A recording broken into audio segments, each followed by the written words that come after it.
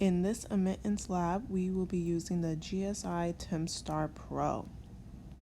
So starting off, we have the on and off switch on the side. Here, Esther is holding the probe, which I zoomed in to show you that there are 3 channels inside. One is for the manometer to pressurize, the next is the microphone to pick up measured sounds, and the last is to present the tones.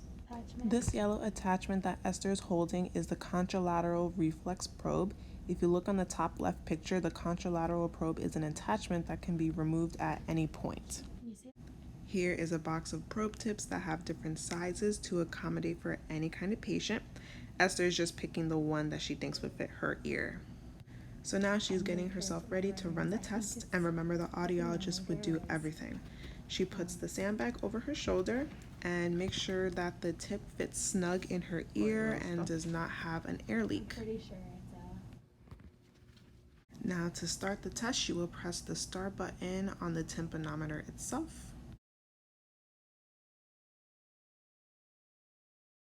So here we have Miss Esther's timp for her right ear. Let's take a look at the chart where it says test to 226 Hertz.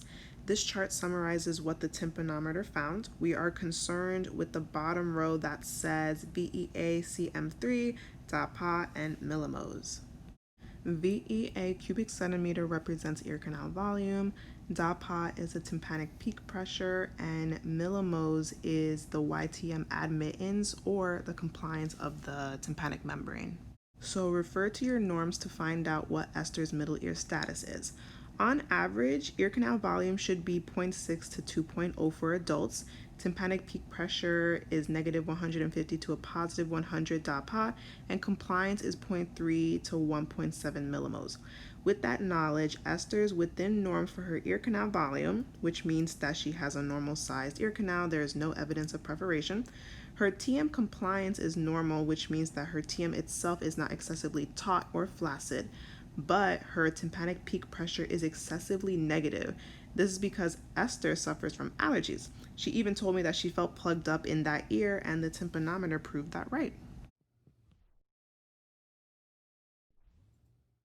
And here she's just switching over to the left ear. That's the setup. And the tympanometer is touchscreen. She's going to switch to the left ear, press start, and we have a normal type A timp.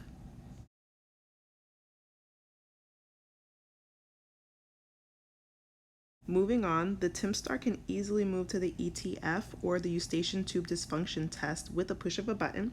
Here Esther pressed it, and this is what the screen looks like. Now onto reflexes. We do both ipsilateral and contralateral reflexes. You can see at the top that the timp is in reflex mode, and if you look on the bottom, the reflex button is pressed. The left ear is selected and we are in ipsilateral mode. We test at 500, 1000, 2000, and 4000 Hertz. We usually start at 80 dB and we look for a response elicited 0.02 seconds or greater. So looking at Esther's reflexes for 1000 Hertz, 80 does not make it, 85 does not make it either, it's all under criteria.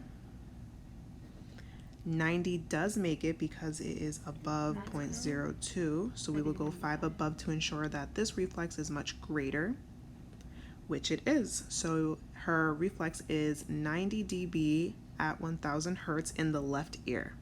And here's a screenshot of all of Esther's reflexes. 500 is 95, 1000 is 90, 2K is 90, and 4K is 95. As you can see, 2 and 4K, we did not elicit a reflex 5 dB greater than the reflex that made criteria, only because it was getting a little too loud for Esther. And this is fairly common in the clinic. Make sure that when you are increasing intensity that the patient is comfortable while you're doing so. And lastly, to find the tone decay test, you press the More button on the bottom, and when the screen pops up, you press on reflex decay.